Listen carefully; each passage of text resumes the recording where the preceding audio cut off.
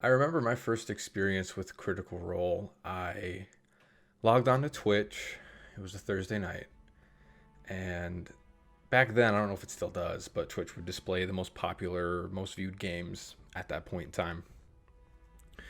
And of course, at the top was League of Legends, as you would expect. And then a little bit further down that list was a streaming category I hadn't seen before, which was Dungeons and Dragons. And at that point in time, me and my friends had started playing maybe 5 or 6 months prior. And I thought, well, that's interesting. I didn't realize people stream Dungeons and Dragons on Twitch. So I hopped in and I looked and I saw Geek and Sundry was streaming Critical Role. And I was like, that's interesting. There's a ton of people watching this. So I clicked, and the episode was they were fighting Silas and Delilah Briarwood, and they were on top of the ziggurat in this fight. So it was the final fight that they were having, and I was so captivated right away because it doesn't take you much to realize that this is a special game of Dungeons and Dragons. Just right away off of the Dungeon Master's descriptions, the players, how they would voice their actions, sometimes with their accent. You could tell that this was a different game of Dungeons and Dragons, and it was easy to realize why so many people were watching it. And in that short time, I maybe watched for 5 or 10 minutes. I quickly actually turned it off because I knew right away that this is something I wanted to watch.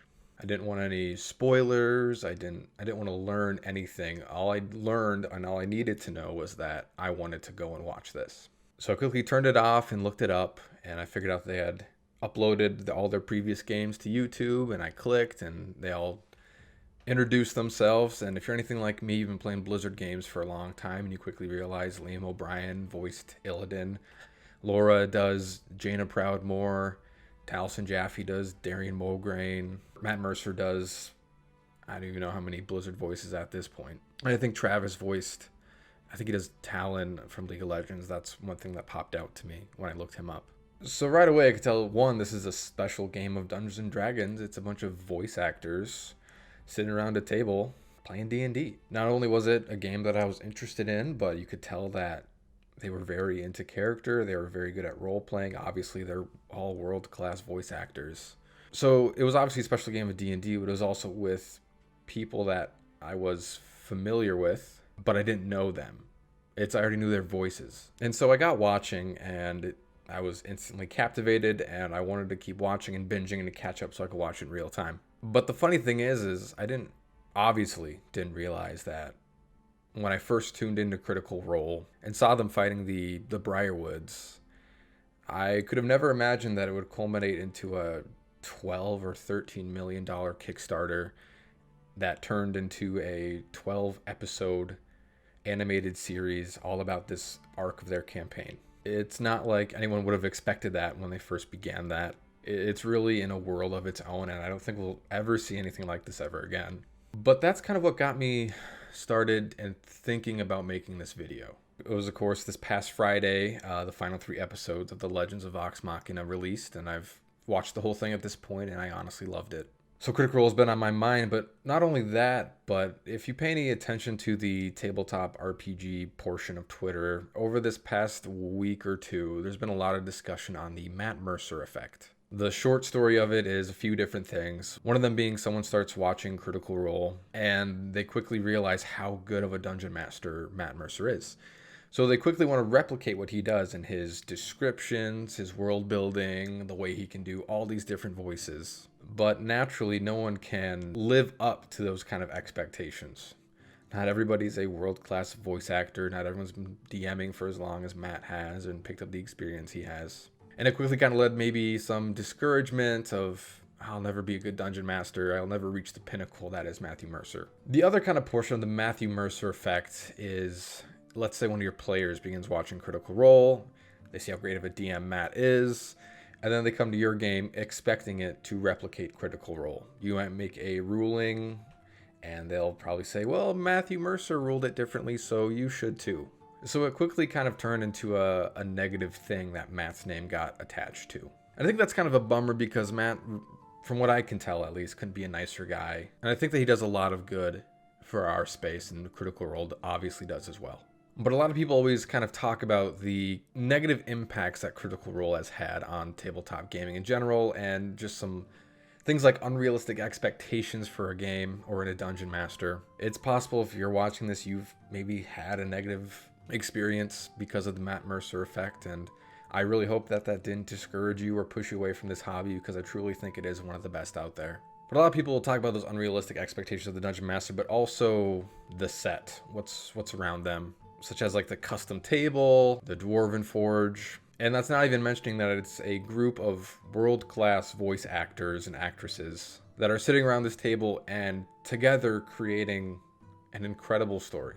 And the fact that it is really lightning in a bottle, 1 in a million, probably even a billion. And like I said, I don't think we'll ever see something like this ever again. I don't think this will ever be replicated. It is truly one of a kind. And that is what draws you to Critical Role, is the fact that it is so different, it is so unique, and there's something just so fascinating about it in the fact that this group got together and created something like this. The fact that they all roleplay so well, they all know their characters very well. Not only that, but the way the players know each other as well. There's obviously a lot of respect. They all have great storytelling capabilities, and together they've created incredible storylines that I will never forget and will often go back and rewatch. And that's generally the discussion when it comes to Critical Role, that it's unattainable, unrealistic, and that it's just its own thing, and there's no getting what they have. And I actually really disagree with that. I think the most important thing that Critical Role has, the core and foundation of it, is attainable to anybody. I think what makes Critical Role so special is that it is a good group of friends who have gotten together, sat around a table, and have been playing Dungeons and Dragons. That is really the core of the show.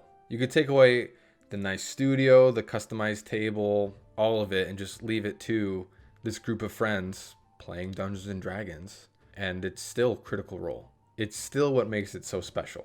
And I think that a lot of people don't realize it, but their game is much more relatable than you might realize. And I think there's nothing more powerful than the ability to relate to someone or something. And I think that's why Critical Role has become so special and so enjoyable to watch. For me, it's not that they had a nice set or that they had the Dwarven Forge and the nice miniatures and setups. It was just the fact that it was a enjoyable group of people who enjoyed their company, and they were sitting around rolling dice and playing Dungeons and Dragons. To me, that is what makes Critical Role special. That, to me, is the power of Critical Role. The real power. And I don't want to speak on their behalf, but I feel like they would probably agree that they don't need all the extra nice stuff. It is really cool and nice to have, but at the end of the day, I think they would be just as happy if they were playing back at home, just around a table, enjoying each other's company. And I think that's easy to forget, because you do get so caught up in the fact that they are incredible voice actors, they're incredible role players. They get into character so well, and it's obvious that once they're immersed, there's no getting out until Matt ends the game. So obviously I recognize that there are those aspects that make Critical Role what it is and so popular. It's what draws you in, is the fact that it is just this group of voice actors playing D&D, and it's super entertaining, and it's a spectacle of its own. But what truly keeps you watching Critical Role and enjoying Critical Role is the fact that it does come down to just a group of people sitting around a table playing Dungeons and Dragons and having a lot of fun. And that, to me, is the power of Critical Role. They've shown so many people this hobby and introduced it to hundreds of thousands of people, maybe probably millions at this point. And they've shown them that it's a ton of fun, because it does just boil down to hanging out with your friends and having a good time. And anybody can do that. Anyone can have as much fun as they are on Critical Role. It's not unattainable. Yes, you might not have the Dwarven Forge, or you might not be as great of a role player as anyone at that table. But at the end of the day, what Dungeons and Dragons boils down to is fun.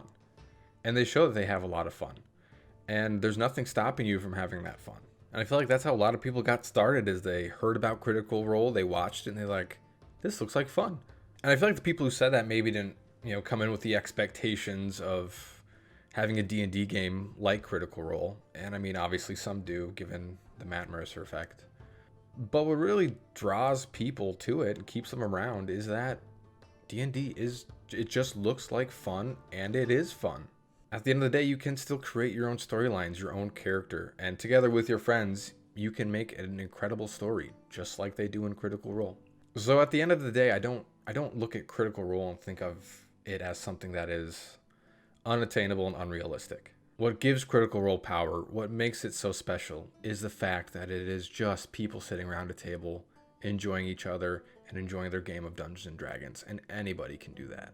While your D&D game might not turn into a multi-million-dollar Kickstarter or an animated series, as long as you get the right group of friends around, I bet you'll have a lot of fun. I want to think of this video as, I guess, a bit of a love letter to Critical Role, and not in a sense of a love letter thanking them for putting on this incredible show, which they do, and I do appreciate, or, you know, how great they are at role playing and how great they are at storytelling and world building, but more so just a thank you for showing so many people how fun, how great of a hobby D&D is, and that anyone can do it. That is the real power of Critical Role. I think that's kind of it for this video. Sorry if I rambled a bit. This is a video I didn't make a script or even an outline for. The only prep I actually did for this was go and put on my Critical Role t-shirt.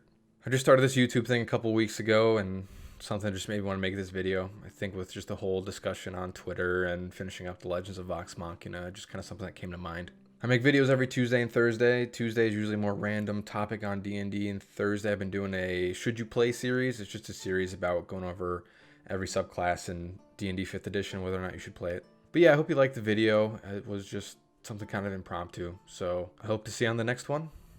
Take care. Bye-bye.